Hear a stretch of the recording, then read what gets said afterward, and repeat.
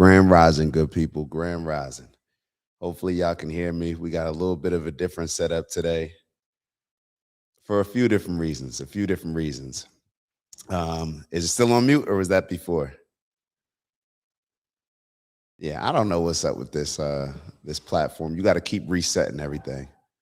So let me know if I'm good. Hopefully, I'm good. It's showing up on my end. If not, it may be a little mistake. I may have to switch mics, but there you go. All right. So change the setup today. We did our first one-on-one interview in the studio over the weekend. It was spontaneous. So for y'all that saw a little bit of the lives that we were doing over the weekend, we Maya and her friend Jasmine was so nice of her. So Maya's birthday was yesterday. So definitely, and I'll be repeating that probably about 10 more times throughout the show so we can make sure that she gets the perfect amount of love that she deserves. But no, so our girl Cleopatra was here doing manicures and manis and petties. Manis and petties. I didn't get my petty, but I need one. And Cleopatra, dope. She's from Greece and she's lived a bunch of different places, speaks like 5 different languages. And we had a good conversation about relationships, perspectives. Obviously, you do nails, you're going to be around a lot of ladies. So it was an interesting perspective to hear her discuss different things and whatnot. So I say all that to say that's part of the reason why we have this set up. The other part of the reason is because we are getting ready to meditate.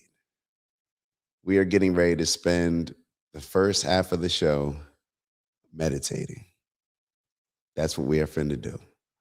We are finna just lock in on a meditation. If you're not able to be completely still, that's perfectly fine. If you got to listen to it in the background, that's perfectly fine. But as I was searching for topics today and I'm scrolling through X, scrolling through YouTube, the only things that came up were obviously war with Iran. And I was thinking about Mama Lay, how Mama Lay always tells me that the things that you focus on the most, those are the things that will grow. And I want us to, and I was also thinking about the video that we put up a couple weeks ago where they were saying that if just 1% of the population decided to meditate, the type of improvements that that would create in society, less violence, all of these things, it would just manage our emotions better. Our outlook, our perspective would shift a little bit. So I decided to go back to who I used to listen to a lot, Wayne Dyer. Not sure if y'all are familiar with him, but he does some amazing meditation, some before bed you can do when you first get up throughout the day. And one stood out to me, which he discusses this concept of I am and the importance of what we project to the world and what we can create through certain projections that we make internally. So we're still going to talk about an update on life right now, right? This war with Iran. We're going to talk about that, but we're going to set the stage in the first half of the show with getting our minds right. And I know a lot of people may not be excited to do something like that. But what I asked you to do is just trust the process. I don't know about y'all, but I don't know of a lot of people who can say that they've meditated for over a half an hour. When's the last time they did that? So, like I said, we're going to do it a little bit differently. And if you're on your way to work, that's cool. Obviously, you're not going to be closing your eyes, but perhaps just hearing some of the words, because it is a guided meditation, hearing some of the words can put you in a proper or a more positive headspace. So, as you're joining. Shout out to O3000 forever. I'm gonna highlight some of these comments that have come in, and then we're gonna get into it. Finn, man. Matter of fact, one of the things that we're gonna share a little bit later on is a conversation, if it's okay with you, Finn, that you posted on X, and I think it will give people some proper perspective on war and how horrific war is, and how a lot of the people that are pushing us to go to war, the only reason why they do so is because they've either never experienced it themselves or know that they're not going to be on any front lines, risking their lives or doing the actual killing of other people. So war is sweet to those who have never experienced it. Pindar. Hopefully, I'm pronouncing that correctly, Pindar. If I'm not, my apologies. But yes, war is sweet to those who have never experienced it. I don't think we should ever get to a point where we're justifying war. Like that is where humanity has failed, when we have to resolve conflict based on killing each other. So I don't want us to ever think about it any other way. Doesn't matter. Finn wrote, live for yourself, because in the end, the only thing that matters is being true to your path. Walk it without apology and never look back. Stand on the things that you stand on, especially, and if you don't have anything that you feel comfortable standing on, maybe this meditation will be good for you, bring some clarity, because we need more people standing on whatever's the opposite of what has been stood on to get us in a lot of these wars and in the position that we're in today. So yeah, got Unc in the building. Shout out to Unc in the building. Good morning, Grand Rising. Shout out to Unc. Unc said, I didn't think it would happen this fast, so I figured it would take at least the second or third year of his administration, but it's happening. It is happening. Shout out to Bubbles in the building. Shout out to Bubbles. Shout out to Critical in the building. Howdy. Howdy, Grand Rising, Grand Rising. Uh, Critical said, Unc, robot, gonna lose midterms over Epstein. Government will grind to a standstill. Now's the only time they have left. Yeah, there definitely seems to be some urgency with all this stuff. Like, it's like y'all are trying to, 80% of Americans, I think somewhere around that number, don't want to go to war with Iran. So we just decide to go for it. Yeah, yeah, yeah. Bubbles, what's up, Bubbles? Hope all is well. You enjoying the bubbles in the yeah, I like that more than the other countdown. I like that video more than the other countdown. All right, so let's shout out to Phyllis in the building. What's up, sis? Hope all is well. Hope all is well. Um, that still gets me. Shout out to 3000 forever. All right, so this is gonna be different.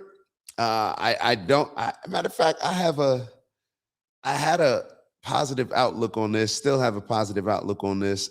Yesterday, when I was thinking about doing this, in my mind, I was like, yo, imagine this is just gonna be the thing that breaks the algorithm.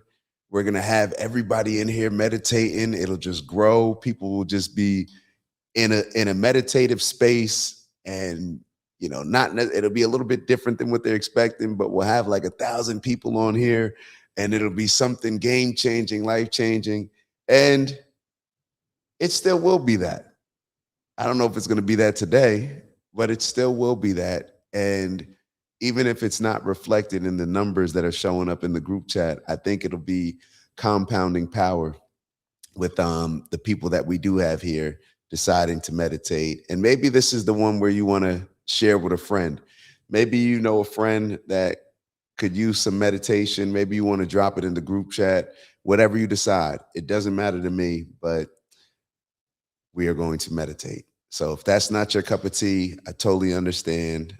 We will be back at around 9:05 discussing some of the topics. So if you're just against meditation, you can tap in around like 9:05 and check back with us. But we are going to get into this meditation by Wayne Dyer. Like I said, everybody's not in a position where you can sit down and just close your eyes. If you are, maybe that's what you want to do. If you're making your coffee, if you're headed to work, if you're at work, maybe just playing this in the background, whatever it is that you choose to do so.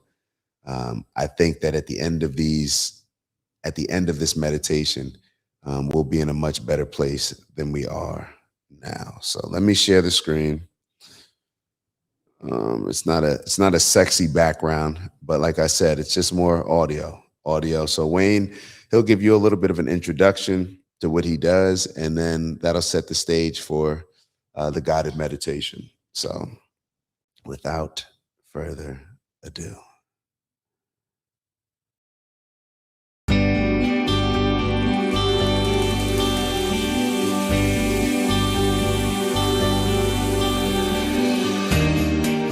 Welcome to the I Am Wishes Fulfilled meditation.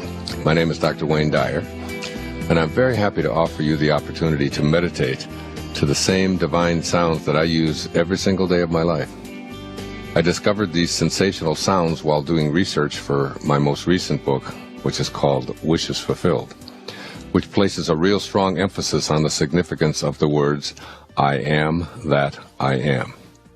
These are the words written in the spiritual literature of the Torah, which is the first 5 books of the Old Testament, in which God tells Moses, "This is my name forever, the name by which I shall be known for all future generations. I am that I am." The very first time I meditated to these sounds, I was hooked, as were each of my children, after encouraging them to do so as well. And it's no wonder, really. I discovered while reading James Twyman's book, The Moses Code, that the sounds you will be hearing in track 2 and track 3 of this CD were the result of some intense research to reproduce the exact sounds associated with the name of God found in the Old Testament, translated from the original Hebrew as, I am that I am. It turns out that specific numbers can be assigned to letters, and the tuning fork sounds you will be meditating to are the exact sounds ascribed with the letters that comprise the divine name of God, that is, I am that I am. This has been called the most powerful meditation tool in the history of the world. This is how I use it every day. I encourage you to become open to the idea that these sounds, when accompanied by your own I am mantra, can and will provide you with the ability to live a wishes-fulfilled life. The 2 words I am are the name of God. Thus, when you use these words, I encourage you to keep in mind that this is your own divine name as well. As the scriptures remind us, let the weak man say, I am strong. Thus, I urge you to be mindful of what you say to yourself when you use the name of God. I am should always have that which is aligned with God in the same sentence. Here's how I use these powerful frequencies in my daily meditation practice. Think of the 5 words, I am that I am. In your mind, place a comma after the word that. Let that represent for you what you would like to manifest or become as a person. And I can't stress this enough. Write down on paper precisely what that represents for you. Whatever constitutes your wish, write it down, and in your mind, call it that. For example, that could mean your perfect health, or abundance, or a specific job, or a happy, loving partnership, or anything at all. Write it down and be specific. And as you close your eyes in meditation, let your inner mantra be, I am that. For example, I am perfect health. I am abundance. I am in possession of the job I seek. Here you are getting used to the idea of using your imagination as your guide and living in your inner mental world as if what you desire is already your reality, is already a present fact. Your future dream in your imagination is a present fact. The words I am are the name of God, which is synonymous with your highest self. You are not saying I will be or I hope to be. You are speaking as God speaks, calling that which does not exist as though it already did. Say it over and over as your inner mantra, I am that, and make that represent whatever it is that you would like to attract into your life, and that represents your highest wishes that are now in alignment with your source of being. Then, if you notice your breath as you repeat this mantra while in the company of these sacred sounds, on an in-breath, after saying, I am that, feel the energy of this coming back to you from God by saying, I am that I am. And on the in-breath, I am represents it coming back to you into your consciousness from God. When you feel yourself on an out-breath saying, I am that, then say, I am sending this message out to your source of being. That is, you're sending it back to God if you're saying, I am that, whatever it is you want to attract into your life, and if you're breathing out, you're sending it out to God, to the one divine mind. I am that. Breathe out and say I am, and feel it going from within you to God. In breath, I am coming from God. Out breath, going out to God. I wouldn't struggle with this or try to keep track simply of your breath. I would simply allow these divine sounds to permeate your entire being, either with headphones or, as I prefer and how I do it, in an empty room with 3 white candles that I light and place before me. Track 2 is a 20-minute deeper I Am Wishes Fulfilled meditation. It is followed directly by track 3. A 20-minute sound meditation using the same holy frequencies accompanied by gentle music for a more active wishes-fulfilled meditation. There are several ways to do this. You can do a 20-minute morning meditation using the second track, and then in the evening do a more active meditation, or you can do all of them at once. I prefer to do them for 40 minutes if I have the time, and I frequently do this. But often I will just do the 20-minute one, and then later on I'll do the second 21. So when I do all 40 minutes in one sitting, and when it is complete, truly I feel as if I've made blissful conscious contact with God, and my brain feels as if it's gone into a theta state and experienced a shift to a much higher God-realized vibration. I love these sounds.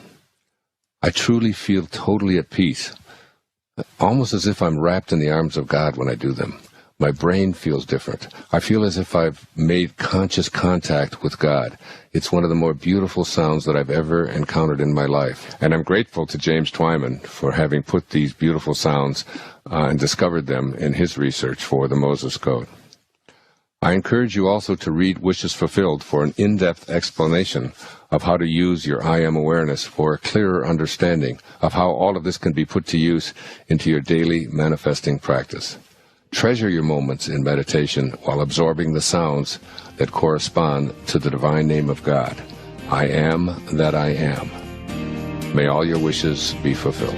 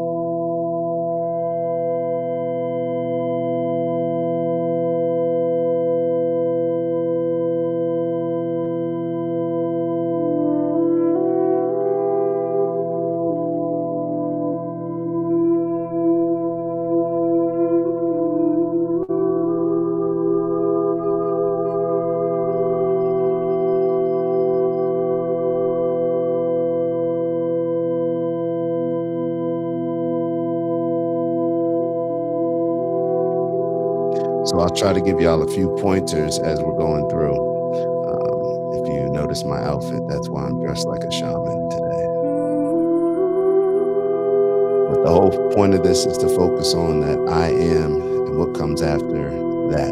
So I am that, focusing on that, continuously telling ourselves that we are that, whether it's perfect health, whether it's financial abundance, whether it's purposeful abundance that we strive for, whatever it is, focus on what you are and what you would like to create for yourself.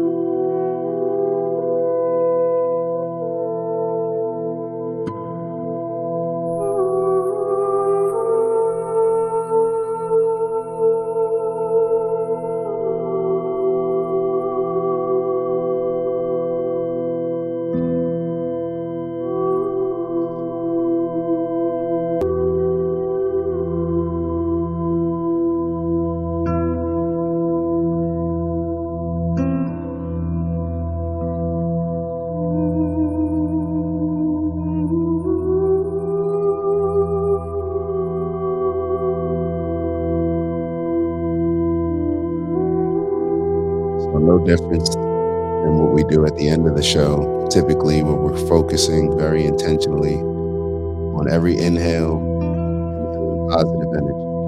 What are the things that you think of that bring you light, whether it's family, friends, anything that brings you in a positive place?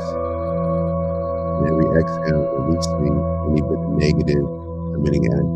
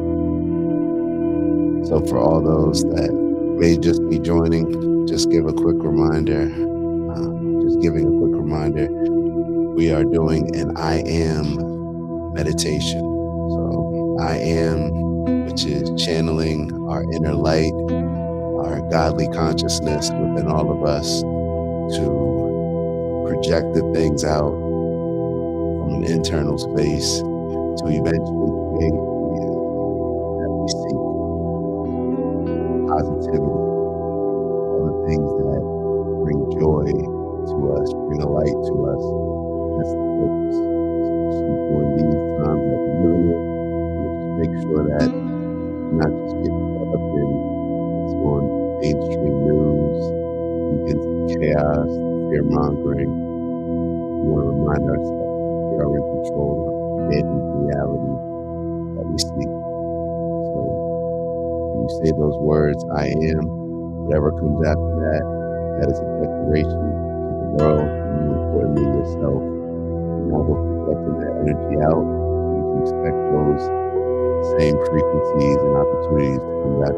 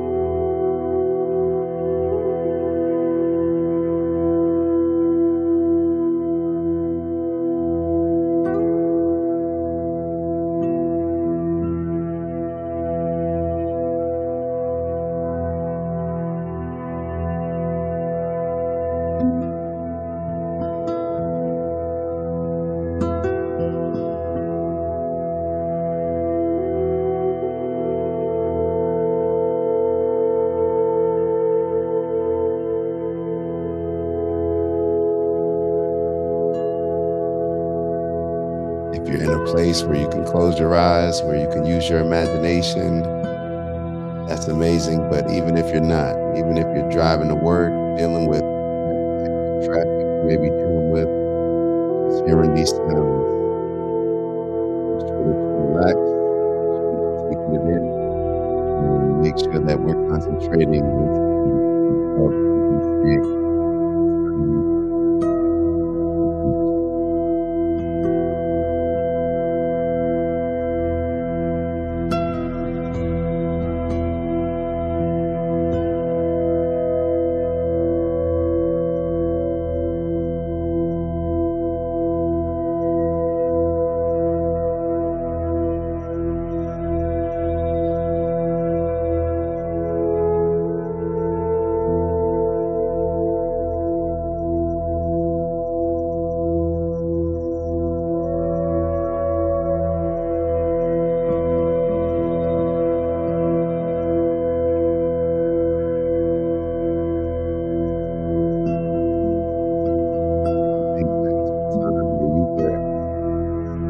having your happiest moments, where would you be right now? Whether it's on the beach, wherever, and to your greatest happiness. For me, I'm always looking back, thinking when I was a kid, and we used to use our imagination, and it's really good to sleep, and it's always much more vivid than walking through reality today. Maybe think back to that.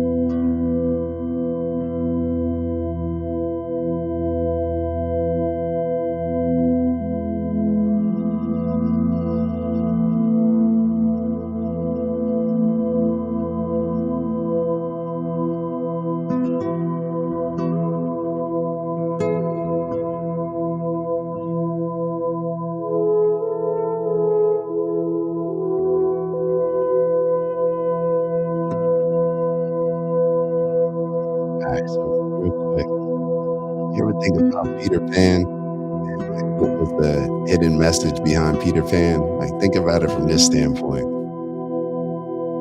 Peter Pan, what do you have to do? All right, you sprinkle besides like the sprinkle, Tinkerbell sprinkle in the dust and whatnot. What was the concept?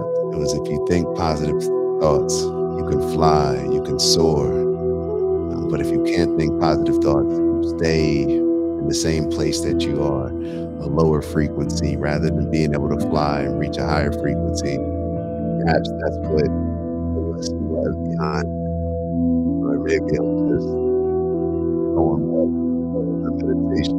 But I think about that all the time. That lesson being big. Think positive thoughts, elevate your frequency.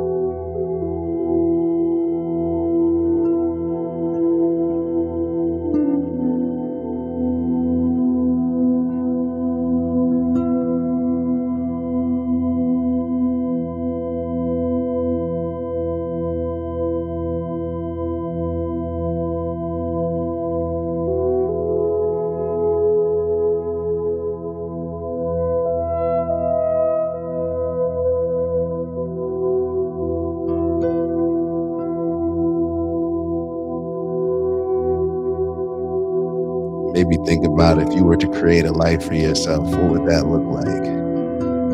what would your dream home look like? What would the sense be like?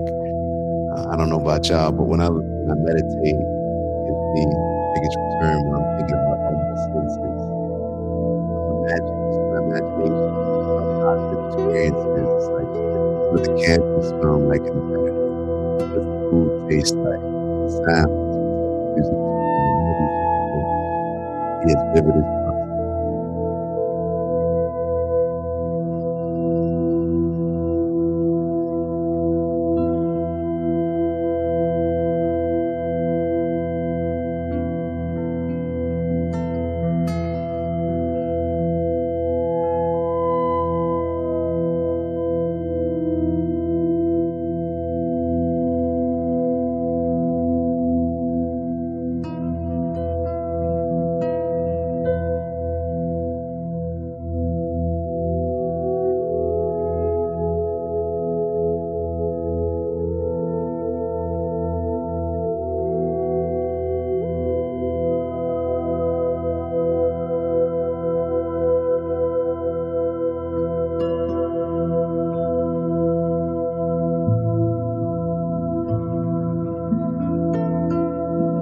Perhaps it's a good time to reflect on some of the areas that you can make some improvements in.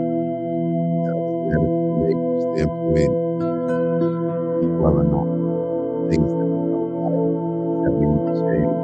Maybe just putting our minds focusing on what that change would look like, how we would present it, focusing on the positive aspects. What are some areas that you can improve? What would that change? How would that improve our relationship? Things that we can concentrate on our end, things that are within our power to change our situations with.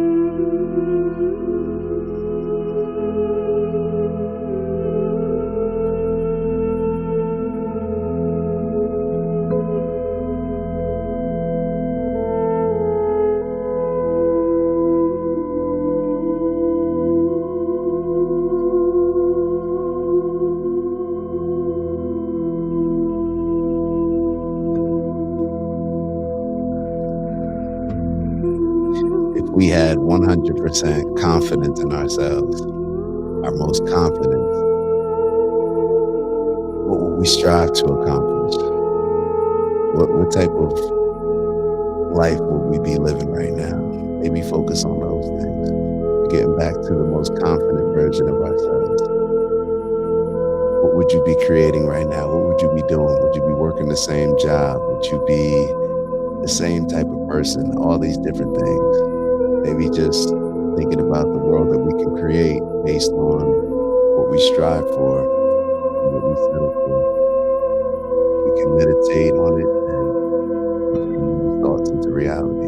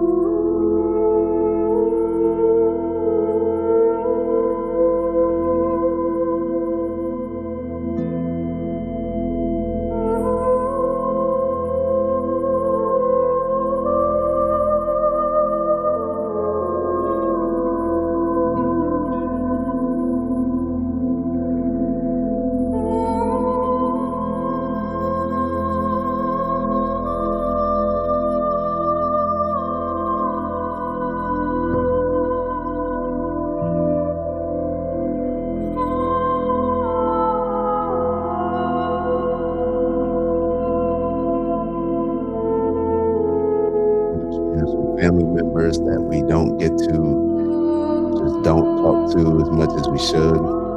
Maybe some relationships that could use some repairing, or maybe just sending some positive energy, some healing energy to somebody in our family's way. Maybe this is an opportunity where we can do so.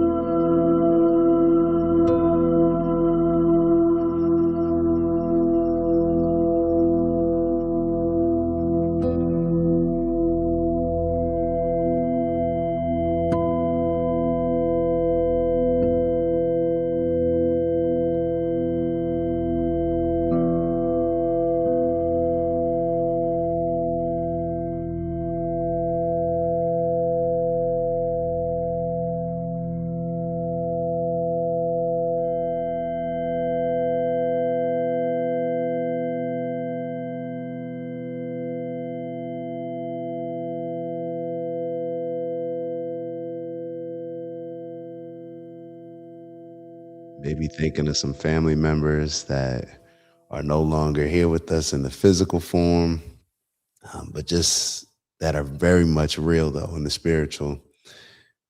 Maybe having a conversation with them, certain lessons we may remind ourselves to learn from them.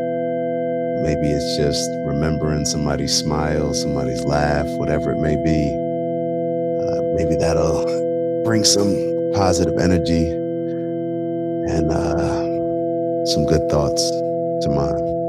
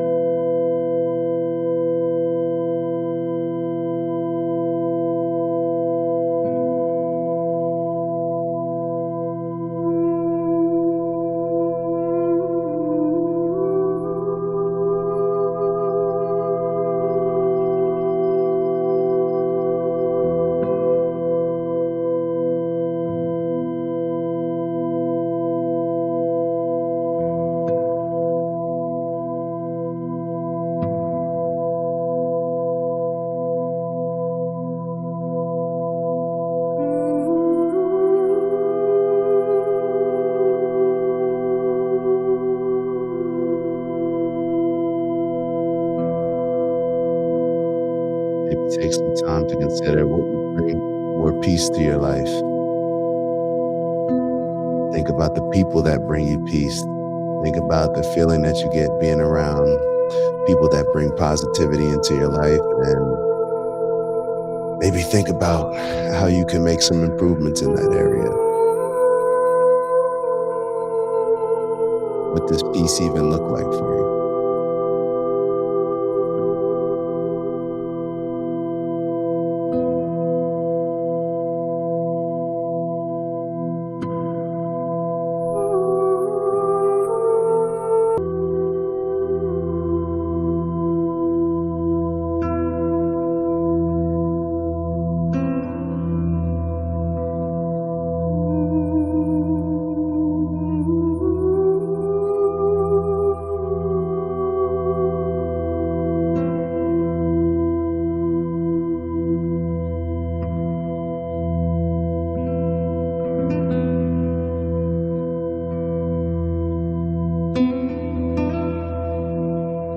Reminding ourselves of what the initial thoughts were by Wayne Dyer as far as I am. Reminding ourselves that everything that we see in the world today, whether it's buildings, whether it's cars, whether it's AI, anything that we see in the world today, is first thought. in somebody's mind what was created. And that should serve as a reminder that we can do the same thing in our lives. Whether it's building something physically, whether it's building spiritually, we have that ability.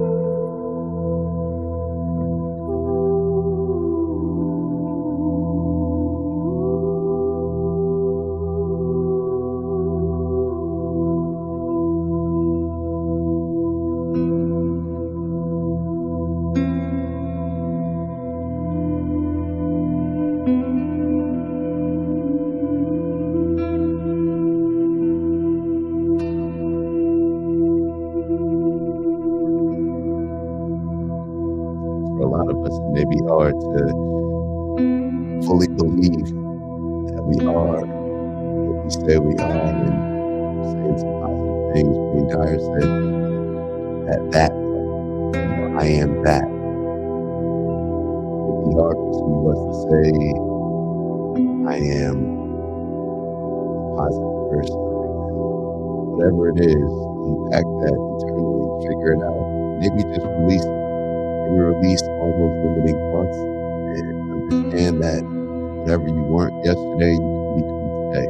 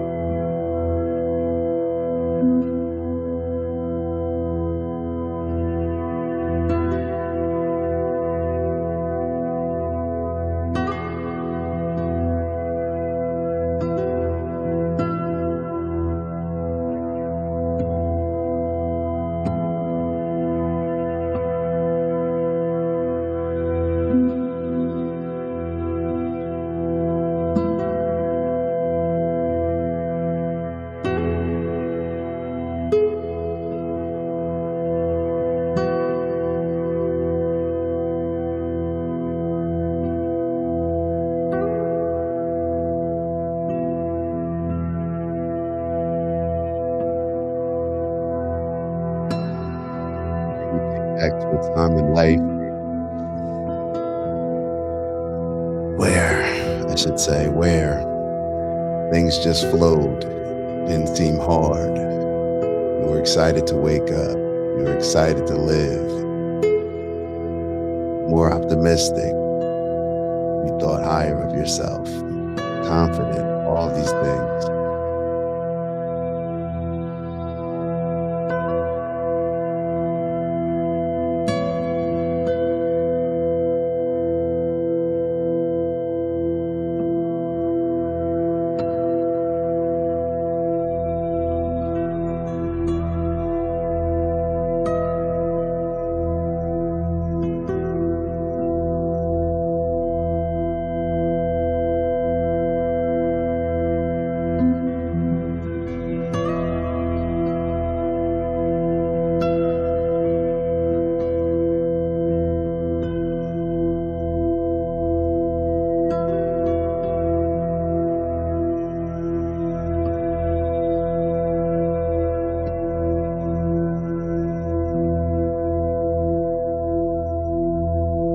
You decided to start a new chapter of your life today, what would it be called? What would it be focused on? What space would you be moving into?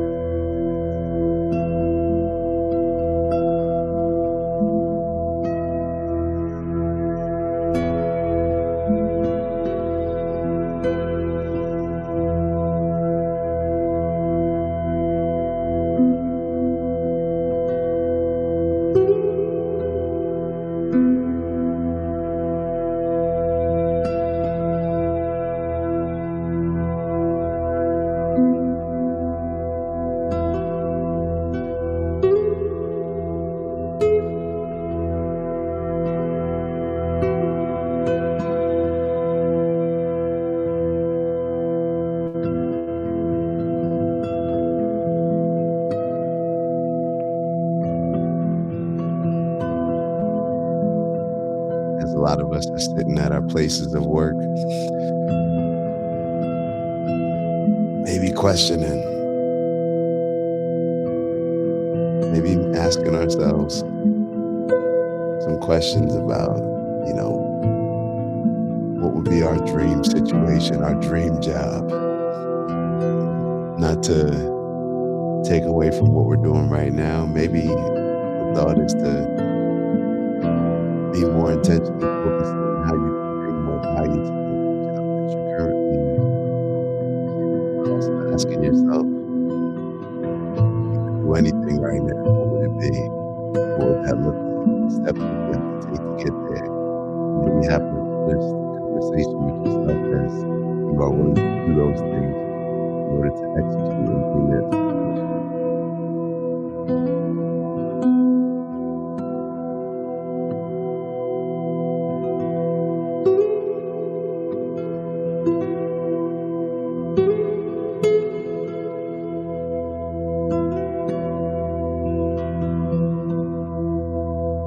I heard somebody say over the weekend, actually, a few people,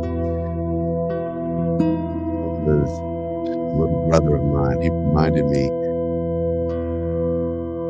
a large purpose of life, which is that you haven't lived until you've done something for somebody that you know you'll never be able to pay back. And that just stuck with me. A lot of times we've embraced a society where we always have to get something in return for doing a particular action. We feel like, I'm not giving unless I know exactly what I'm going to get.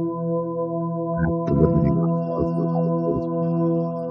Perhaps when we're just giving freely, more meaningful, compound, holds more weight. Ironically, or I don't know if it's ironic or not, that's going to be the energy that comes back when you're doing it with good intentions. We're doing it to have a positive outcome, not necessarily just from a selfish standpoint, but just to be a good person and spread positive energy.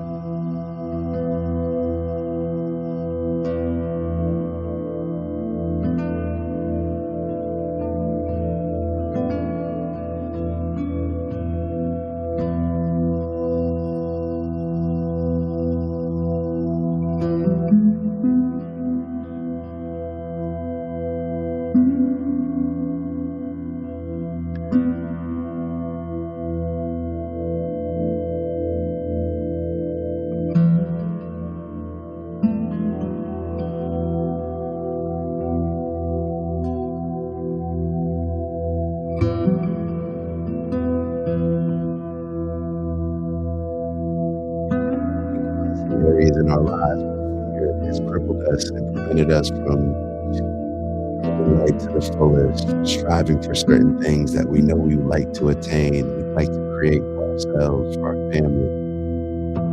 How does fear holding us back from maximizing our potential? What is fear? Is it real? Is it not? Typically, my understanding of it is whatever I decide to allow it to be, that's what it becomes. If I don't allow it to be anything, it won't be anything.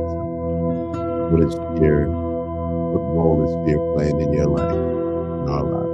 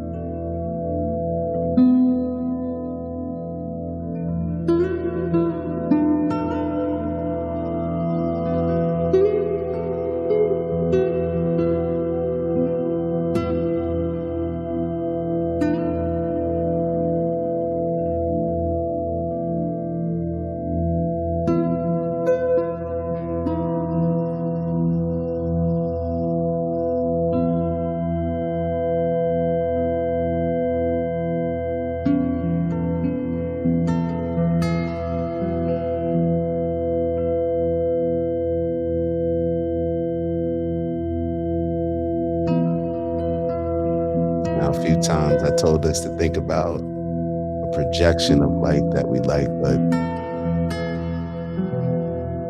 perhaps we should also realize that, living in the moment, that's the ultimate gift. Somebody that can be in the moment, not always thinking about, well, if I do this, I can get that. Maybe just focusing on the now, appreciating all the things that we have in our life now, appreciating the riches, whether it's finances or just that we have lives, the family that we have our parents in our lives, whoever it is. And a lot of times we don't appreciate things until they're gone.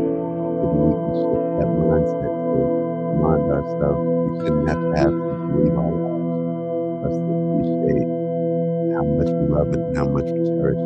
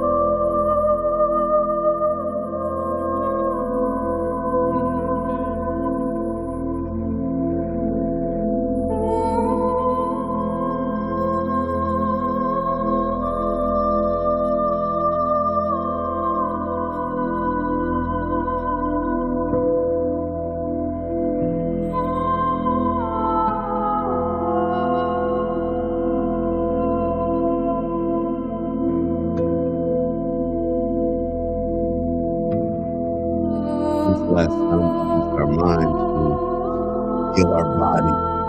I remember reading this book, The Power of the Subconscious Mind, and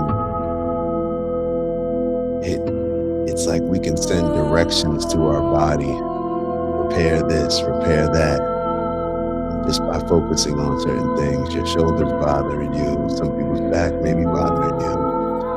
When we're repeating those words and the statement, I am perfect health, I am healthy, I am pain free. I am, matter of fact, I'd actually change that. Instead of pain free, I would just say, I feel good. I am, I'm fluid. Yes.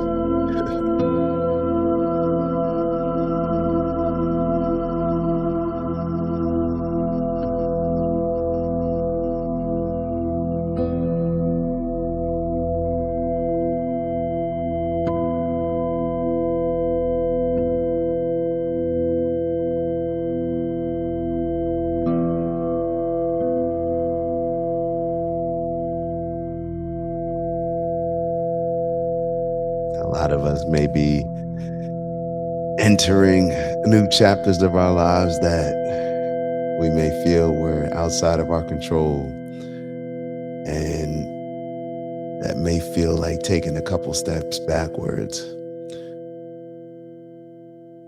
I think us understanding that no matter what it is that we're approaching, if we approach it with a positive outlook, a positive mindset, it's going to lead us to have not only the most enjoyable experience, but perhaps get the results as efficiently as possible and provide new opportunities to us to continue elevating. So just approaching things with a positive outlook can go a long way.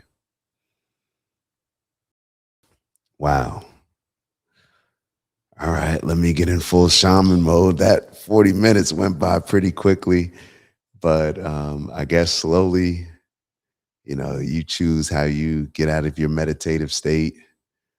Uh, wow, that went by a lot faster than I thought. But maybe just remind ourselves how we started. I am, and then you insert whatever it is that you are, and just repeat that a couple times to ourselves. So, whether I am, positivity, I am great health, whatever it is, maybe just repeat it a couple times to ourselves.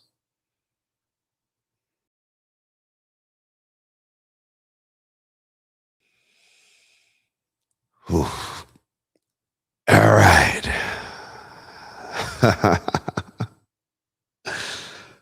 Oh man. We still have people here. We still have a few of us here.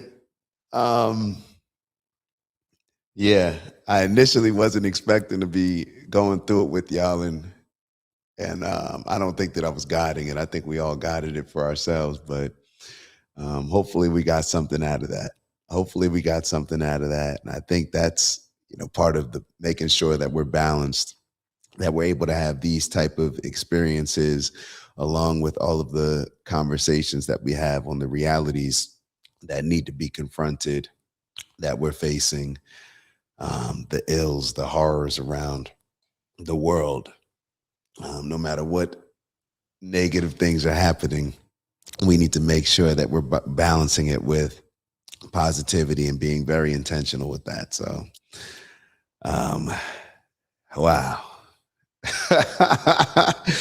Oh man, didn't know what to expect, didn't know what to feel after that, but or no but, and I'm pleasantly, I don't know, surprised, but just feeling good about that.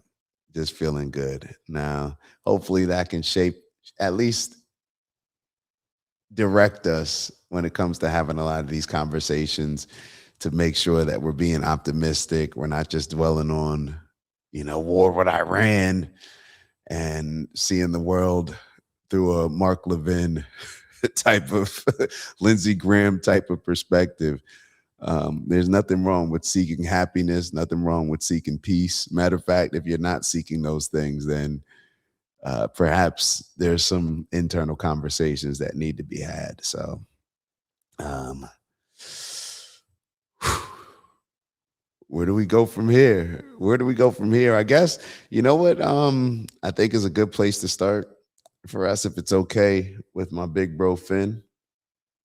I think a good place for us to start is to highlight some of these conversations that Finn was having, and perhaps these can serve as a reminder that exactly what war is, but also a reminder that, there's a lot of people out here that have experienced war that have a very valuable perspective to give on a lot of these different things.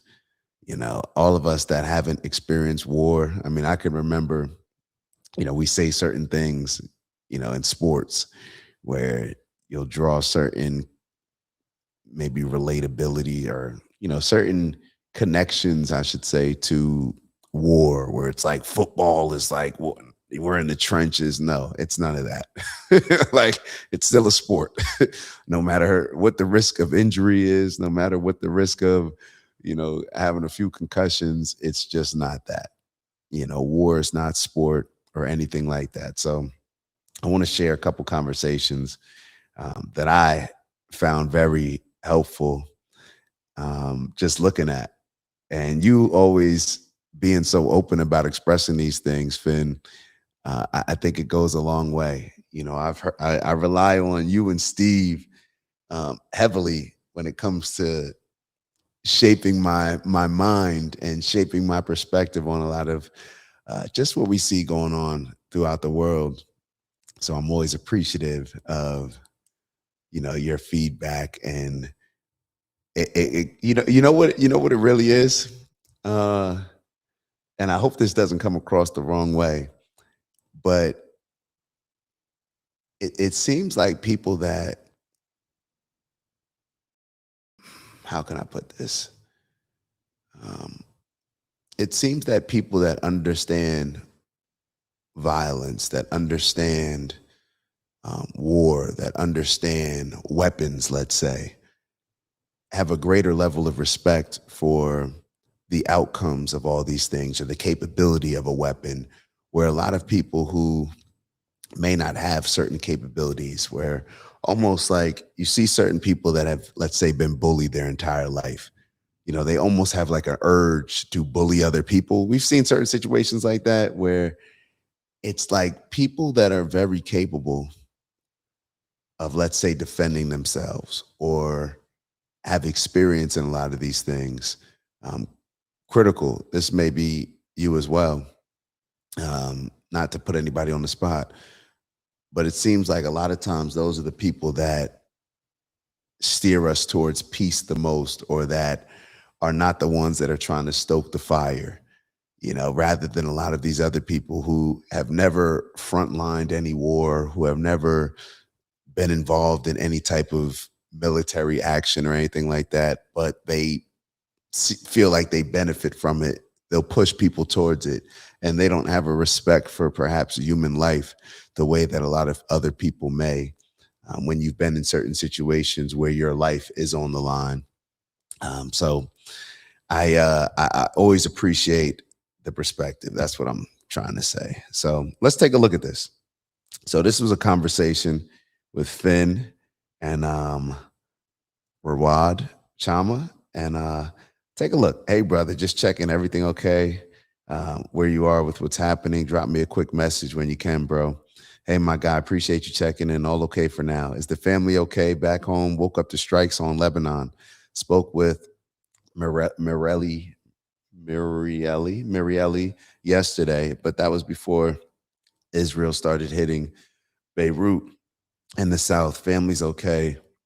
Shit is overwhelming. Won't lie to you, but we're okay. We just had two big explosions right now.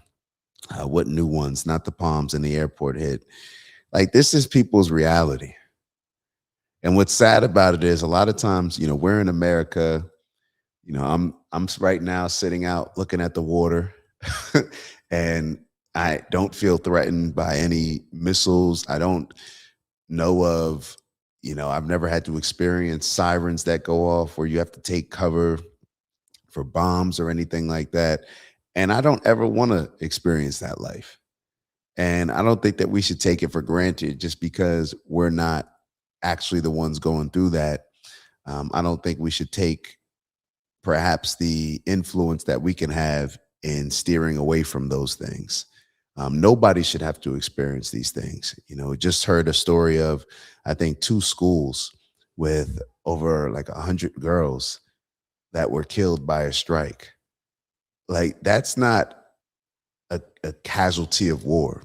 Like no matter what Lindsey Graham and Mark Levin and these neocons, these war hawks, whether it's Donald Trump or anybody else, no matter what they tell us, it's not okay. These are all preventable deaths. As soon as we convince ourselves and put in our mind that, oh, this is just how the world works, we're failing. We're feeding into the oligarch system. We're feeding into what these people want us to feed into. They know that this is demonic. These people that are pushing us to accept this as just something that just happens with the world, they know that these things going on are demonic, but they don't care. And they try to convince us that they're not. They try to tell us everything. So therefore, we'll be complicit in it. And it seems like everybody will just go along with it. These are demonic actions, and this is demonic behavior. We are living in a times where we have just accepted evil. And you know what's funny? A lot of times it seems like we accept evil, but we look at positivity and what that would look like is so far-fetched that, oh, we can't even get close to that. But evil is just right at our fingertips. Perhaps it's just an adjust in our mindset. Let's move on to this next message. Hey, sis, just checking in to make sure everything is okay and to gauge the current feeling in Lebanon with Israel up to its usual tricks. Hey, bro, we're fine for now, but their plans will continue. They will not stop until they become the greatest Satan. This war has no end. MEA got now, and later on, Europe. Has there been much happening in the South? We got zero news when it comes to what the IDF are doing. It's almost like the boys that control the Western media. I'm worried they are not going to stop and only push harder with their Greater Israel project, which will drag you all into more hardship. Let me read that again without being a coward now. Has there been much happening in the South? We get zero news when it comes to what the IDF are doing. It's almost like the Jews control the Western media. I'm worried they are not going to stop and only push harder with their Greater Israel project, which will drag you all into more hardship. The reason why I said, let me read it without being a coward, I think there needs to be a challenge to the Jewish population, not challenging you for any other reason than I think you're in a unique position to challenge Israel, to challenge our country, to call out a lot of these behaviors, who's driving them, why they are being driven this way. We can't just ignore this thing. We can't just ignore this. It's so easy for us to blanket and make a statement as far as we need to deport migrants. We need to deport we blanket all these other things. We hear certain people in Congress saying that, oh, there needs to be a Muslim ban on certain Muslim countries. We've done this before. So not to say that that's right. You know, obviously that's not right. I don't feel that that's right. But I think with certain groups, when certain things are happening, good cops are always going to be in a position to call out the quote unquote bad cops in ways that non-cops will never be able to, if that makes sense. So look, I made it very clear on countless shows. Y'all are my brothers, for all my Jewish brothers and sisters, but you need to be called out right now. You need to be called out right now because everybody has different roles. There's certain times where, let's say it may be on me, you know, to be called out and say, hey, you got to address certain things. You're in a unique position to where you can address some of these things that are occurring within your culture, within your community. So there's nothing wrong with us saying that. There's nothing wrong with us putting pressure on that. I don't know who else will. I mean, do you think that Israel, Bibi Netanyahu, cares about anything that I say? I don't know. I don't know. Maybe if I get a big enough voice to where it can convince others to see what they're doing in a different light. But overall, I think that there's just a unique opportunity for good cops to call out bad cops that non-cops will never have. So, and I hope everybody realizes I'm not just making this about cops. It's just the easiest metaphor perhaps to use. So Let's keep going. I think we had a couple more. Daily hits south and north, by the way. Many casualties, especially children. And yeah, medias are under Soros governments.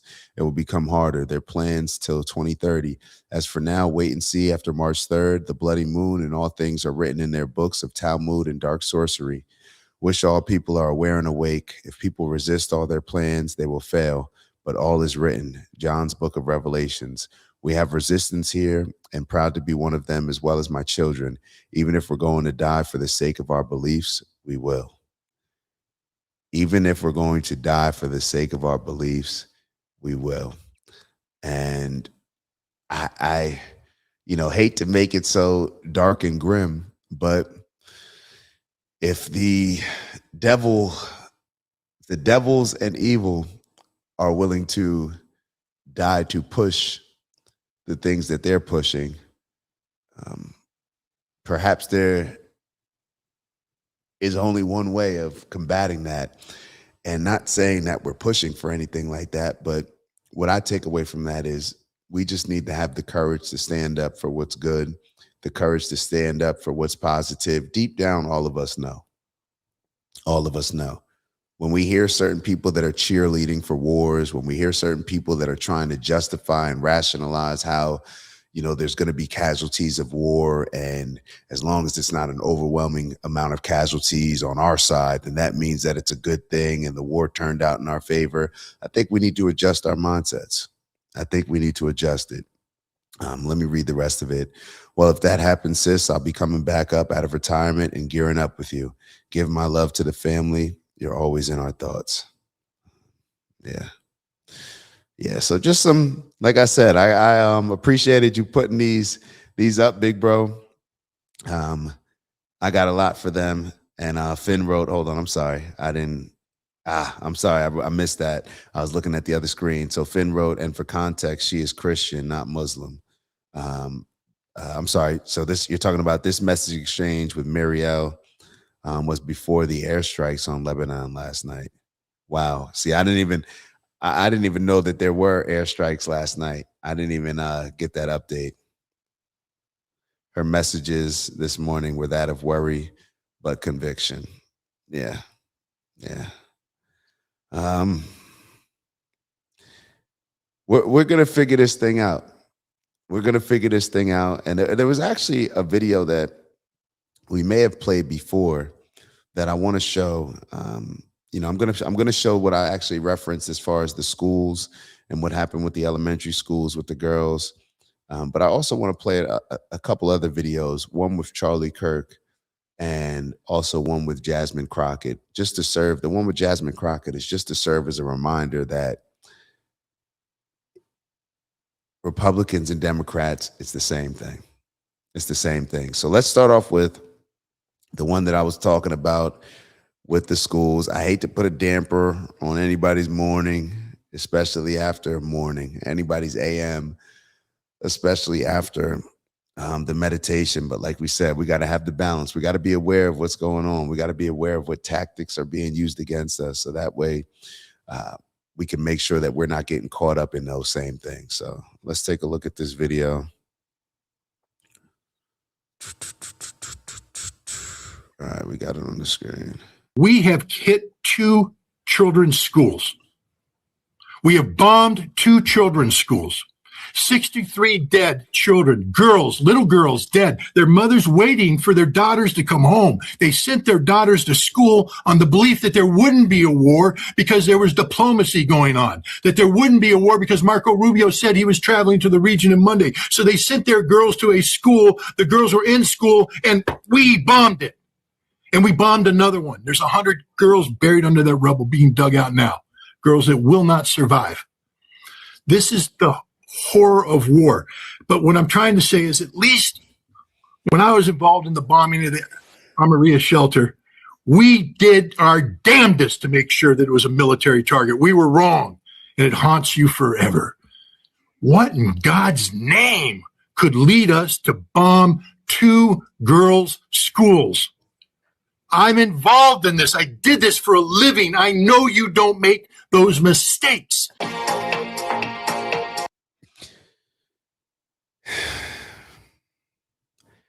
You know what it seems like, even as he finished up, you don't make those type of mistakes. And I remember a situation earlier where Israel struck like one of the oldest churches in the region in Palestine. And they were saying, oh, we made a mistake. We apologize. I think there were some people, I think a couple people were even killed, but I think a couple others were just injured. And I can just remember that it was always like, oh, we apologize, we made a mistake. But then you realize that a lot of these things, these attacks are very targeted. It's like a lot of these things are very targeted, and they're targeted to bring about perhaps different reactions and feelings from us. Maybe it is to incite as much violence in return, so that way we can justify then delivering back more violence, where it's Donald Trump getting on TV and saying, if they do this, then we're going to do that. But you're pushing them to do all those things. You're pushing them to do all those things. If they do this, you just struck them. What do you think they're going to do? So you strike them just so you could sit there and say, if you hit me back, then I'm going to shoot you. That's the energy of a lot of these things. So we just gonna make sure that we keep pushing and applying pressure in a positive direction. And that's all we can do. That's all we can do. So I wanted to show this conversation just to highlight a conversation with Jasmine Crockett. And she was asked about our relationship with Israel. Now, at first, I kept watching this. I watched this a few times, and I was like, did they cut it out? Like, is her answer to the question, like, did they like take a different answer to another question and apply it to this? Like, did they cut this up? Like, did they do the wrong edit? But you guys take a listen, and you tell me if you think that our government is anything other than being controlled, or at the very least, very much influenced by the Israeli government, to the point where Democrats and Republicans are scared to death to say anything bad about Israel, to call out anything that Israel's doing, perhaps because of personal survival, because people care more about themselves. A lot of these politicians that are supposed to be in roles to serve the people, we see them time after time put their own well-being, or put their own interest, I should say, in front of the people's interest. So take a look at this. But there was something that you said. You said that the relationship between the United States and Israel has existed long before you were born, I was born, and will exist long after. Yeah. But why does that have to be the case? Yeah. You know? It's a valid. It's valid, but I also want to frame it like people like you and myself. Mm-hmm. The United States is at a relationship with a lot of things: racism, sexism, homophobia, and we fight against those things every day. Fight to cut those ties every day. So why does it feel like this relationship with Israel has to prevail? I'll tell you this: that right now, because this at least has been publicly stated, right now we have allies that are not sharing information with us because they don't trust us to be able to hold on to that information in a safe way. Obviously, we've seen what's happened with Signalgate, that kind of stuff. But I will tell you that Intel has always been very important to the United States. And so that's... Okay. Well, let's move on to something more. Like what? Hold on. Let me play that clip again. Because if you're like me, then you were completely confused. Like, hold on. Like, did they mix this clip up? Take a listen again. And then I think things, not that they don't already make sense to a lot of us, but in case we have any new people that are, maybe in the earlier stages and still think that it's Democrat versus Republican, and that the two are totally different, and that if a Democrat was in office, we wouldn't be having this issue with Israel and going to war with Iran and all this other stuff. I get it. But take a look at this, and then we're going to go. And afterwards, after hearing this, I realized, or somebody posted something about the track AIPAC. So we'll get to see if Jasmine Crockett has received money from a lot of these pro-Israel Zionist lobbies. Yeah, Queens, I'm on the same page. What? The Russell Westbrook voice. What? Yeah, I'm tripping. Remember when Russell Westbrook said that? All right, let's take a listen. But there was something that you said. You said that the relationship between the United States and Israel has existed long before you were born, I was born, and will exist long after. Yeah. But why does that have to be the case? Yeah. You know? It's a valid. It's valid, but I also want to frame it like people like you and myself. The United States has had a relationship with a lot of things: racism, sexism, homophobia, and we fight against those things every day. Fight to cut those ties every day. So why does it feel like this relationship with Israel has to prevail? I'll tell you this: that right now, because this at least has been publicly stated, right now we have allies that are not sharing information with us because they don't trust us to be able to hold on to that information in a safe way. Obviously, we've seen what's happened with Signalgate, that kind of stuff. But I will tell you that Intel has always been very important to the United States. And so that's... Okay. Well, let's move on to something more. But and then this lady just leaves it there. Like, ma'am, there's if that answer made sense to you, then clearly you're with whatever manipulation is being presented. If that answer made, like, ma'am, like a natural response would be like, hold on, what? Like, what does that have to do with our relationship with Israel? Like Intel, can you break that down a little bit more? Can you go into a little bit more detail? You started off talking about how some of our allies don't trust us with information.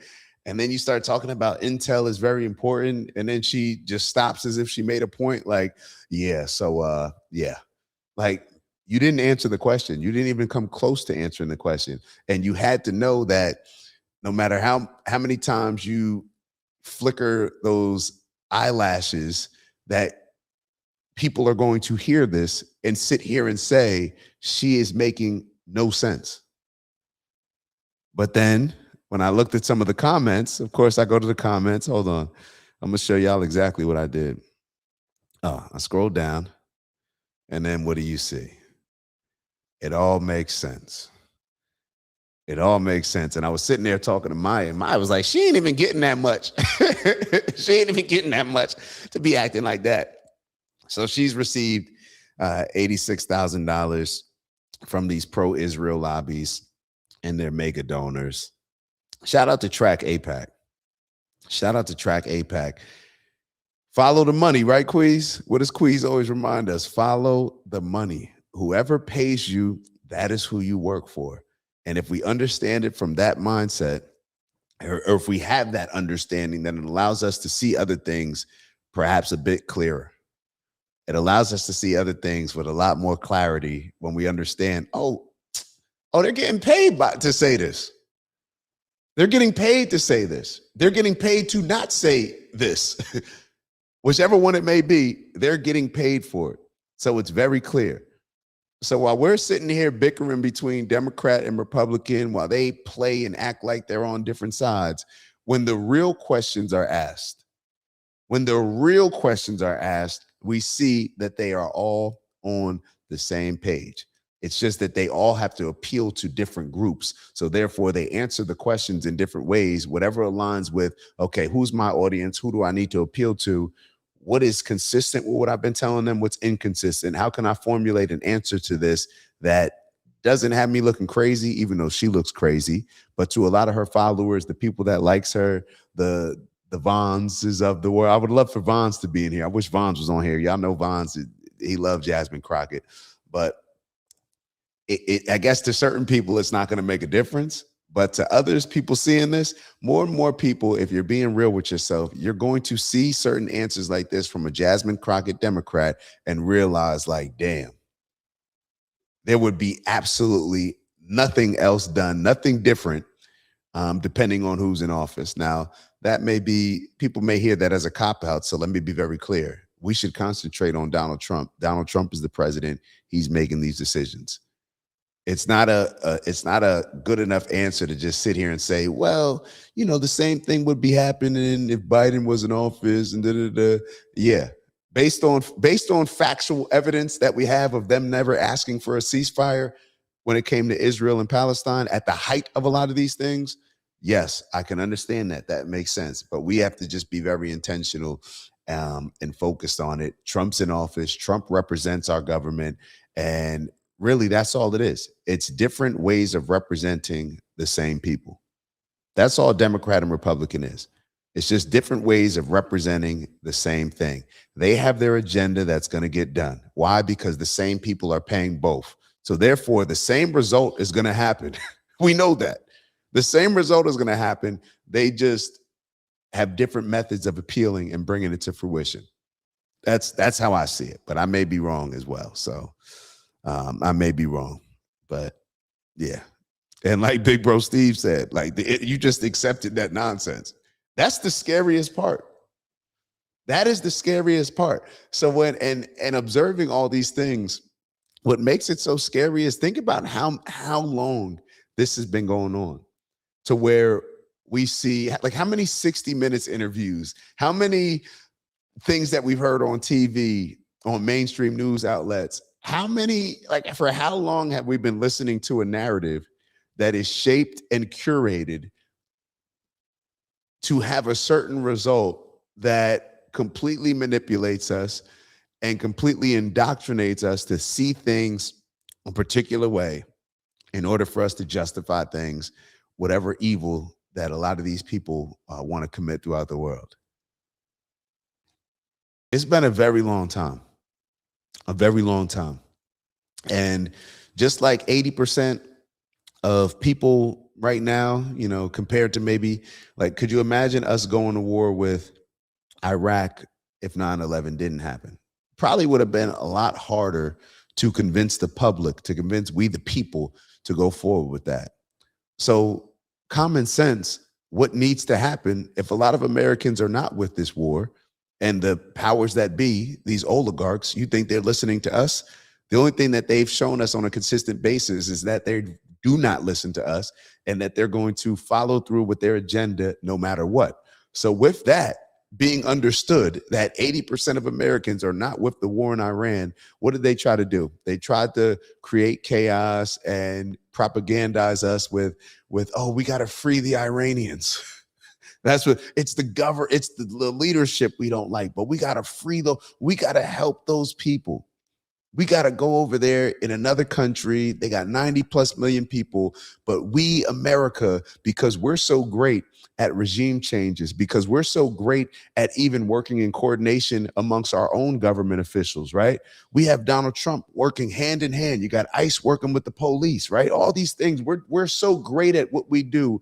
We should be the ones that go over there and liberate Iran.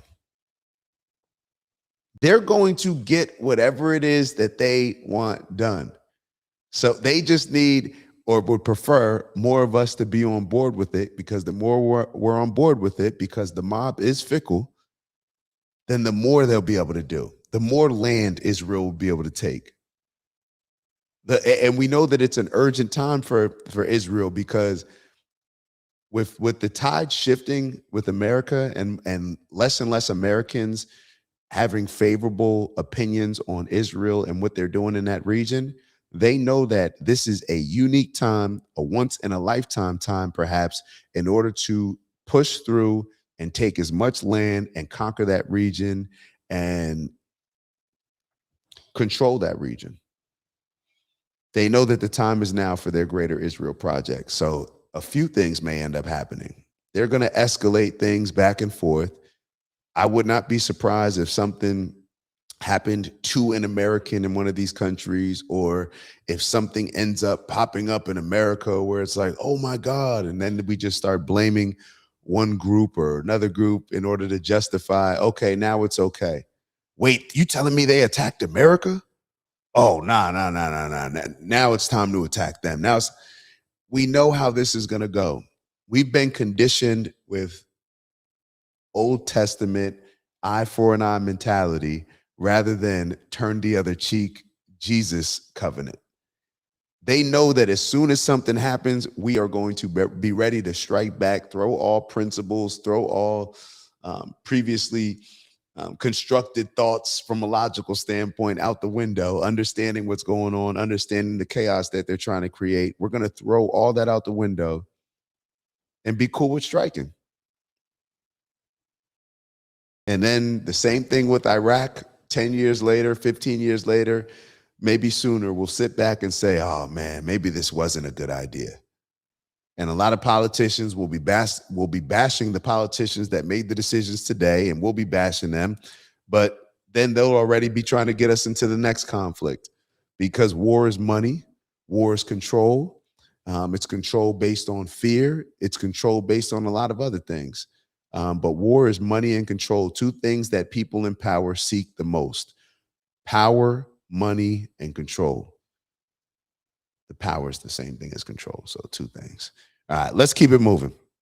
Let's keep it moving. Let's keep it moving. What's up, Incognito? Shout out to Incognito in the building. You got to go back and listen to the first half of the show, which we did a meditation, which was dope. Well, I thought it was dope. I hope y'all thought it was dope. All right, so let's move on. I wanted to show y'all this. I came across this clip from Kirk. I don't think that we've ever watched this clip particularly, especially not the entire thing. We've seen different, maybe like reels from it, but I'm not sure. Let me see. Wait, let me share this one. Hold on. So if you see it, whoever Ian is posted this and said this is why they killed Charlie Kirk. I tell you, I don't know why Charlie Kirk was killed. I don't know who killed Charlie Kirk. The story that they gave us doesn't seem to be consistent at all. And I think the only thing that we probably feel confident in is that whatever we've been hearing is not the truth. We don't know what is the truth, but I think most of us looking at the situation can look at it and say there's too many inconsistencies for this to be the truth. I may not know exactly what the truth is, but this definitely is not the truth. So let's take a listen to this Charlie Kirk video. May not play the entire 5 minutes, but I think it's a very important reminder, and perhaps it does shine a bit of a light on why Charlie Kirk could have been seen as a threat to a lot of the things that Israel, the not elites, the oligarchs are looking to accomplish in that region. So let's take a look. Let's do some updates about Israel and Iran and potentially the United States. On one side is the Lindsey Graham, John Bolton types, where they are actively calling for regime change. Here is Lindsey Graham. This is just lunacy. This kind of analysis is not helpful. This kind of approach, this kind of argument, it has nothing to do with nuclear weapons at this point. This is now that we want to go all in and take out the regime. It's time for us to close the chapter on the Iranian Ayatollah and his henchmen and start a new chapter in the Middle East. And that sounds good, doesn't it? But what have we learned when it comes to wars, and especially wars in the Middle East? What you draw up on a whiteboard rarely happens. What you think theoretically is going to occur, there might be unintended and unforeseen consequences, especially when you're talking about a country 2.5 times the size of Texas. It has 90 million people and was an ancient and great power with well over a dozen ethnic groups. You have underground Christians. You don't really have many Jews left in Persia. But also you have secular younger Persians. Who's going to run the country exactly, Lindsey Graham? This sounds like Hillary Rodham Clinton in Libya. So I'm pointing to the first extreme right now, the neoconservative extreme. We must go take off the head of the snake right now. Play cut 285. Be all in, President Trump, in helping Israel eliminate the nuclear threat. If we need to provide bombs to Israel, provide bombs. If we need to fly planes with Israel, do joint operations. But here's the bigger question. Wouldn't the world be better off if the Ayatollahs went away and replaced by something better? Wouldn't Iran be better off? It's time to close the chapter on the Iranian Ayatollah and his henchmen. Let's close that chapter soon and start a new chapter in the Mideast, one of tolerance, hope, and peace. You know what I realized? That a lot of people, they always use that line, wouldn't the world be a better place? They try to make it seem like, well, wouldn't the world be a better place without this and what this person represents? Just because the world would be a better place, that doesn't give us the ability to create, to play God and to just kill people. Wouldn't the world be a better place? That's not enough justification to kill somebody. Wouldn't the world be a better place? I'm sure there's a lot of American politicians that we could say that very same thing about or ask that same question about. And if we applied the same logic, it probably wouldn't go good for them. You can't just be out here saying, what if the world, like, would the world be a better place without somebody or something or some group? And that be the justification for getting rid of somebody. It doesn't work like that. It doesn't work like that.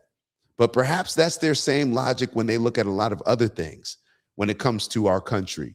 Well, wouldn't the world be a better place without this, without that, without that? It shows who they prioritize. It shows what's prioritized. But that's just not enough of a reason to think that you can kill somebody. That's man playing God.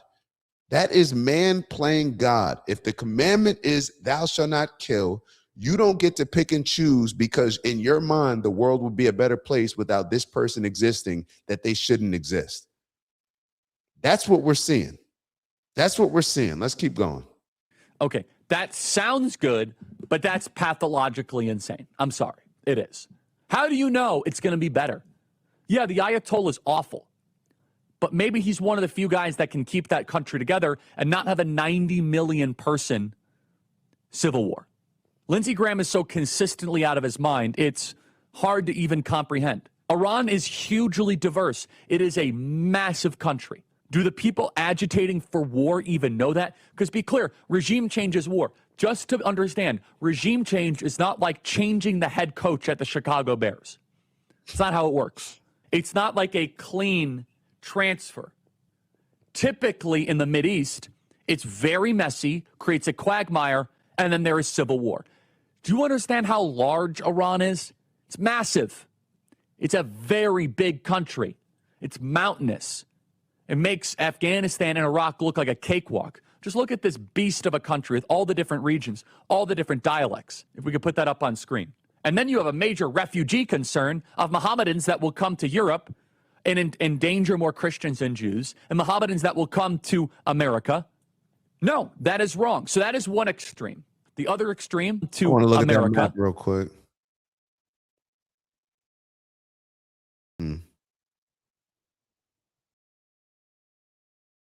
Yeah. Iran is pretty big. Pretty big. All right, let's keep going. No, that is wrong. So that is one extreme. The other extreme is one that I have deep respect and reverence for because I actually think if we had that other extreme, we would not have invaded Iraq.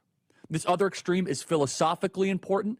It's important to consider, and that's the Ron Paul extreme. And I love Ron Paul. Ron Paul is awesome. I would have Ron Paul on the show regularly. He is a hero because Ron Paul had the courage to challenge old sacred cows of the Republican Party. He made people defend the indefensible. But the Ron Paul perspective is strictly isolationist. I actually agree with a lot of this other extreme, a lot. I think it's healthy to have this other extreme more than the neoconservative extreme because this extreme has been underrepresented in the public dialogue and discourse the last 20 years. So you have these two extremes. I honestly don't think the neoconservative extreme needs to be represented philosophically anymore. It's uninteresting to me. They've done a mess of Iraq, Afghanistan, Libya, the entire Middle East, Ukraine. We know what the neoconservatives believe. Charlie Kirk is challenging a lot of very powerful people when he's saying these things. And everybody knew that Charlie Kirk had the ear of Donald Trump. And he wrote a letter, I believe, to Donald Trump regarding this war in Iran and not wanting us to get involved. And to be honest, it probably didn't mean anything because Donald Trump can listen to whoever he wants to listen to, but ultimately, he's not the decision maker. What did Donald Trump get up there and say? Oh, yeah, we're not going to let them annex the West Bank. No, that's too much. J.D. Vance goes over to Israel. What did they vote on? To annex the West Bank, and they vote to do so. Just to throw shade at America and let America know who's boss, that it doesn't matter what Donald Trump says. The agenda is the agenda, and it's going to be followed through regardless of whether or not Donald Trump is able to get the American people on board with it. That's why you already have people moving into these places. In my opinion, that's why they not only had to kill Hamas, but they also had to destroy the land, destroy the buildings. That way, when they're rebuilding, people have less of a claim to certain structures because it's like, well, yeah, this used to be where your home was, but nothing here now but dirt and rubble. So therefore, yeah, this is ours. That's the energy of it. They destroyed all the private property so people would have less of a claim to private property, which under international law, no matter what happens in a war zone, those people have the right to return and or guess it would be, yeah, they have the right to return and or the ability to be compensated on their land that was taken from them. So let's keep going. But the things that Charlie Kirk is saying, when you start speaking up against people going to war, you're taking money out of people's pockets. You're taking control away from leaders. So what would any leader who is not concerned with taking a life, not concerned with taking many lives, when you take away these powerful, and it's like powerful, it doesn't even say enough to describe what these groups of people have. But when you take away or threaten their power and control, their ability to create chaos, their ability to make money, that is a threat. That is a threat. And it's a threat that they're not going to take lightly. So when we go back and look at a lot of these different videos with Charlie Kirk speaking, look, the narratives play. It's like the story's writing itself at this point. The story's writing itself. There doesn't need to be anybody amping this up. Like, we're seeing it right in front of our face. And I saw Queez write something about Candace Owens. So Candace, yeah, I don't know what's going on with Candace and Erica Kirk, but one thing that I will point out is the fact that Erica Kirk has not sued Candace Owens.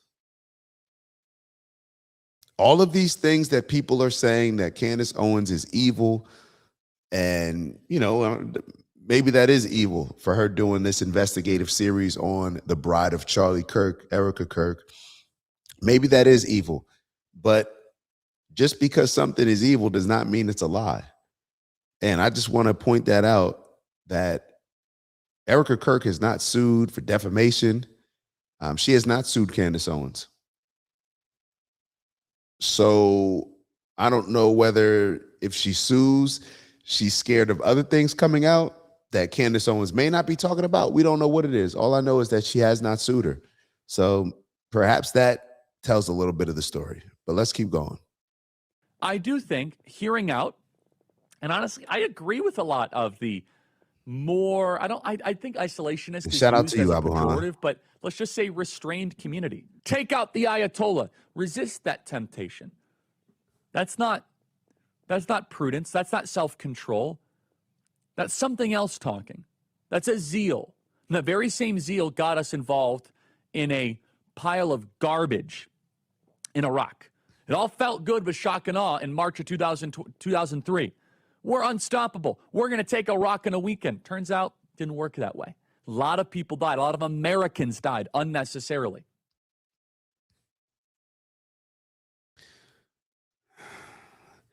The less we value life, or maybe I should say the more we value life, the bigger the threat to the control of these oligarchs, right? And shout out to Dutch in the building. I'm not sure if I addressed my bro Dutch, but yeah, Dutch said they used Charlie Kirk.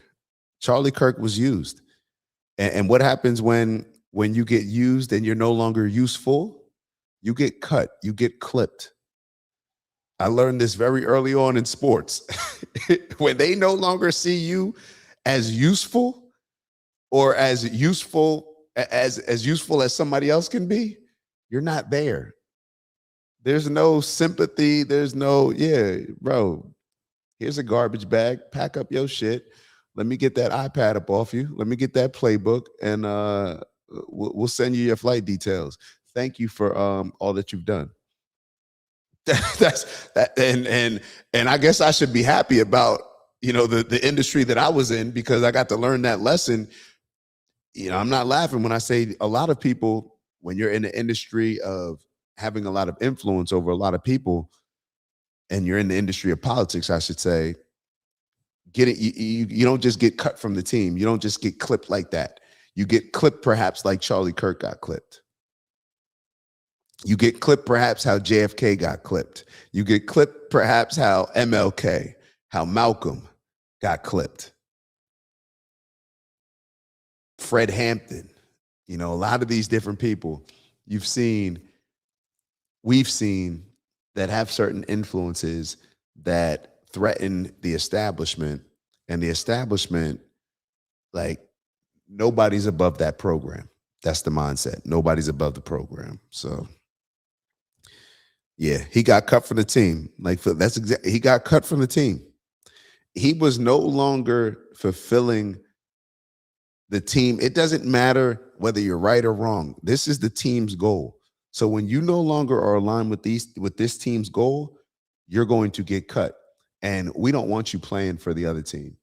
So therefore, how do we prevent both? So, and shout out to Bubbles. Yeah, everyone needs a friend like Candace. She said, thinks Candace is trying to find out what happened to her friend. Yeah, I'm sure. And no matter what her motivation is, it matters. It matters. You know, a lot of people are saying, well, you know, she's getting money, she's making money. Well, if that's the case, then how do we point out the fact that Candace is making money off of this, and we use that to discredit her? A lot of people do.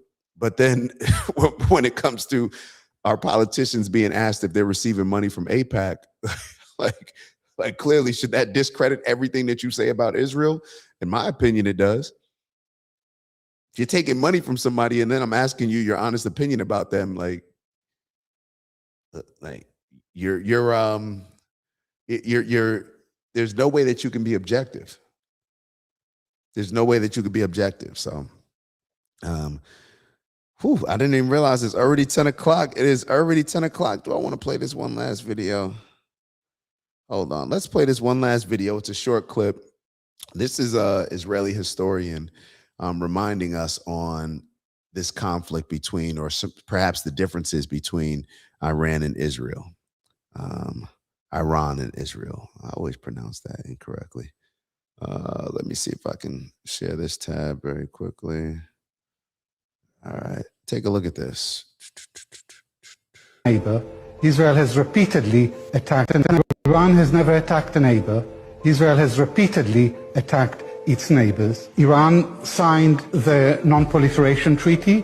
Israel has refused to sign. Iran submits to inspection by the International Nuclear Energy Agency. Israel refuses to submit. Iran has no nuclear weapons. Israel has between 75 and 400 nuclear weapons. So Israel poses an existential threat to Iran. For the last 40 years, Israel has conducted a systematic campaign of disinformation about Iran. Why the lies? Why the double standards? Why the hypocrisy?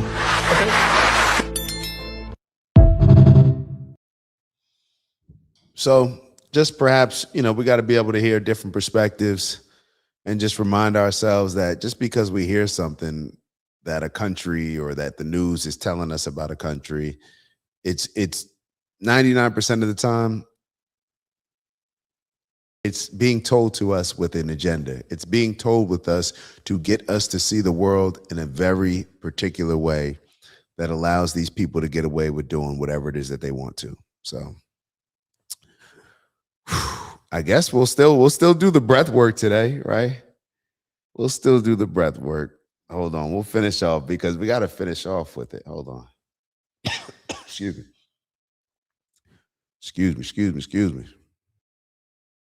All right, let me reset this, share this tab. All right, we already got it on the screen. All right, so y'all should already know the deal. I guess anybody who, well, hold on, let me catch up with some of these comments. Shout out to the sports references. I love it. Phyllis is my girl.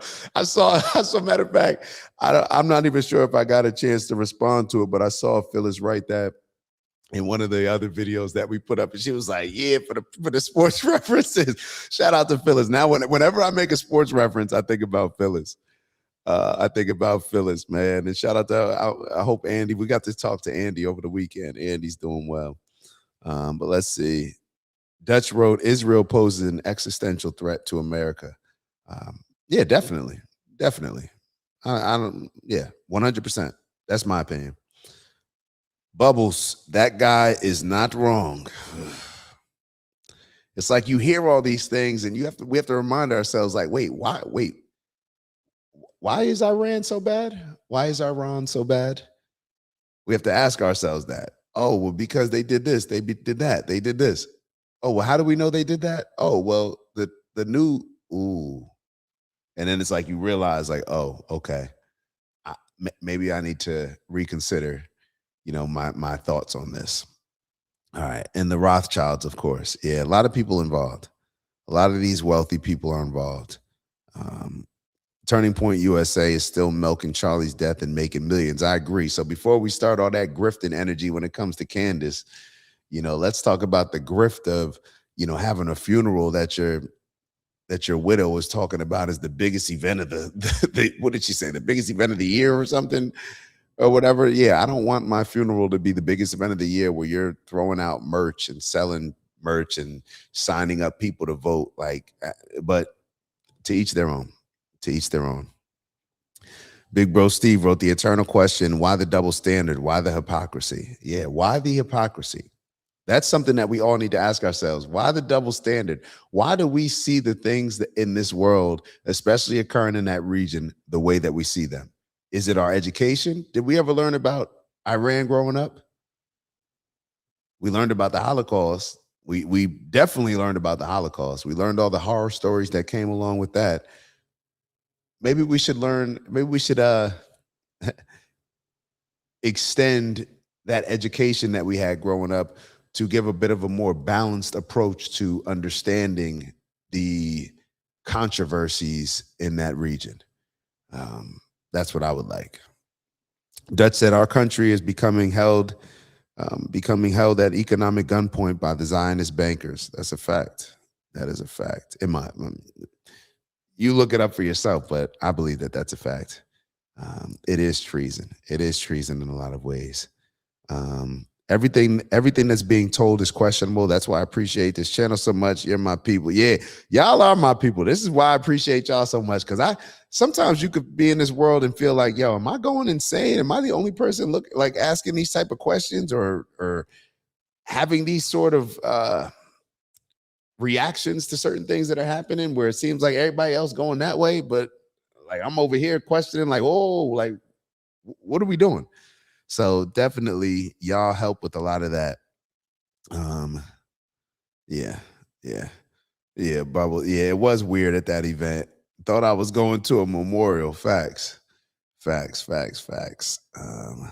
whole Jim Carrey thing. Hold up, Critical. Hold up now. Critical always coming in with something different that we don't. What Jim Carrey thing? Let us know about that. Maybe that's something that instead you went to a political rally, Bubbles. But yeah, tell us what Jim Carrey is. Maybe we can touch on that tomorrow. Well, let me let y'all get out of here. Let's get into this breath work. So y'all know every inhale is intentional with inhaling positive energy. Every exhale is intentional with releasing any negative limiting energy, anything holding us back from becoming the greatest version of ourselves. We're going to go through it 4 times. I'm not going to hold y'all up anymore. We're going to start with an inhale. I'm going to reset this, and on the bell, that's an inhale. So if you want to close your eyes, cool. If not, follow the yellow dot, and we'll start now.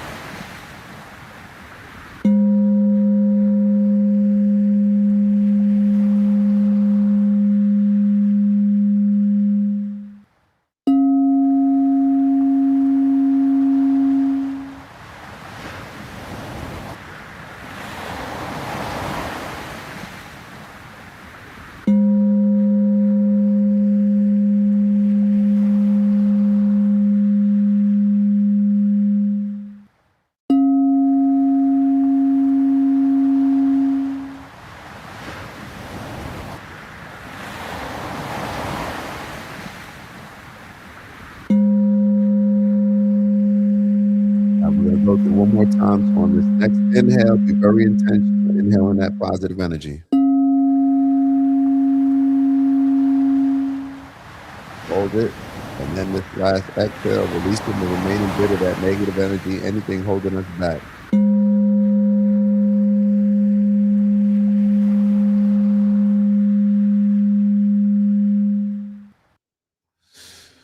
All right, y'all know what we come here to do. Elevate on purpose, both from an intentional standpoint, raising our standards to become the best of whatever it is in this world we need to become, to bring some positivity to it. All right, strength and honor, onward and upward. Let's just figure out what we can do to get 1% better. We spent a lot of time today, the entire first half of the show, meditating. Anything that we can do, nothing's off the table, right? Nothing's off the table when it comes to, elevating the frequency and just creating a better place. Like, we don't even have to speak from it from a standpoint of anything other than us moving around in a world where we feel good about ourselves, we feel secure within ourselves, and that allows us to embrace others with positivity as well. So as we're living in our purpose, striving for purposeful abundance, think about the things that we want to focus on throughout the day, throughout the week, throughout the month, that is ultimately going to add up to what this impact on the world is going to be, that we can control. Focus on the things that are within our control, controlling the controllables. And we each have a lot of power just within that once we realize and accept that we do. What's going to be your North Star? What are the things that are going to guide you as you're living in your purpose? The things that I focus on: peace, love, happiness, health, wealth, and everything we do, integrity. Got to have that balance. And if Glay was here, I'd tell him, give me a big sprinkle of that perspective, because perspective perhaps is the most important thing throughout this entire process. So everybody have a good one. The only reason why I'm a little bit upset that we did the meditation today and didn't have as many people is that, once again, I said I was going to say it 10 times throughout the show. I didn't get to repeat it in front of 1,000 people. Happy birthday to Maya, the love of my life, the person who manages my emotions. That's a little bit of an internal joke. My emotional manager, my emotion manager. Let this be an amazing year for you, and let everybody declare that each day we are going to let this be the worst day of our lives, and that be amazing. I don't even want to put it that way. Let me change it, because words have power. Let me change that to let every day, let us work towards making every day better than the last, and living in the moment, focusing on where we are right now. The only thing that's real is the now. The future, who knows? The past, we beyond that. The only thing we have is now. So with that being said, I shall see y'all Wednesday, 8 a.m. We got our move done. So that was all the confusion last week. If y'all could understand, matter of fact, I should have Maya get on here and talk about what we went through in order to get back down to Miami on Friday. I don't know how we made our flight, but due to my amazing big brother and my amazing parents and Maya's amazing parents, we were able to make it happen. So gotta have your village right. And Phyllis summed it up very correctly. I feel very privileged to be part of this community. I feel very privileged to be in this position with y'all as well. And I think every day we're realizing, how special of a community this is. And this makes me optimistic.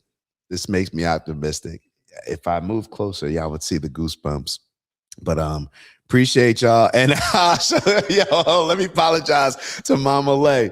Yeah, I made my parents, they had to cancel their lunch with Mama Lay because because we were moving.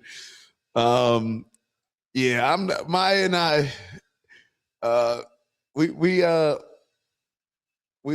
work well under pressure at times.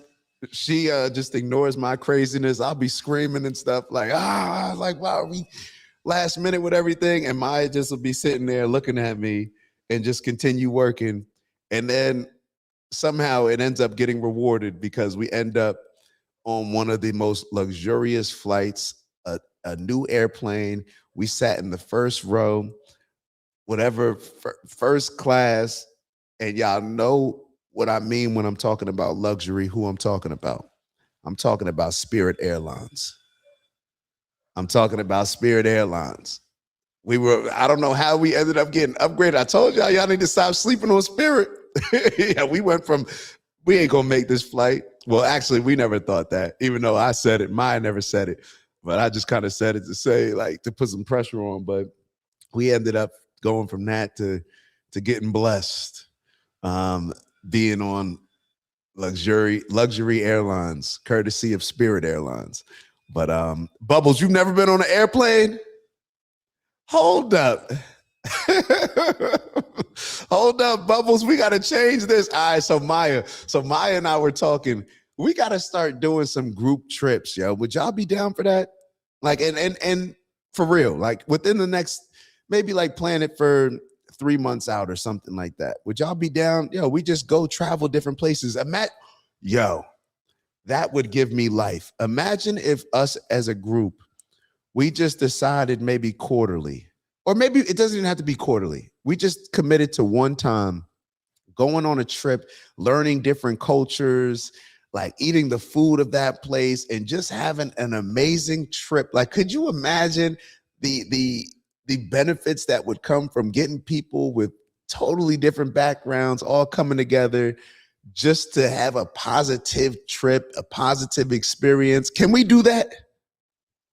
Can we really do that? Like, can we aim for 3 months? Yo, hold up. Yo, Queens is disrespectful. Yo, Queens, I take this as nothing other than disrespect. just so we're clear. My spirit won't let me fly, Spirit. Oh man. But yeah. Let's so Bubbles in Arizona, we're gonna figure out something. So on that note, let me let y'all go. I'll see y'all Wednesday at 8 a.m. and have an amazing day. All right.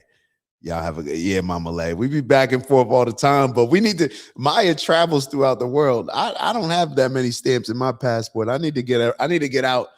And there's dope places that we can go to in America that we don't typically go to. Like, I've only done all the big basic trips, like Miami, Atlanta, Vegas, like stuff like that. There's other places that we can go to and have some amazing experiences. So, but we're not limiting ourselves to America. If anything, I'd like to get to some other countries. Gotta be safe now. But we're protected by God. We're doing God's work. So that's the greatest protection that we can have. So with that, I'll see y'all 8 a.m. and on Wednesday. Y'all have a good one. Ew.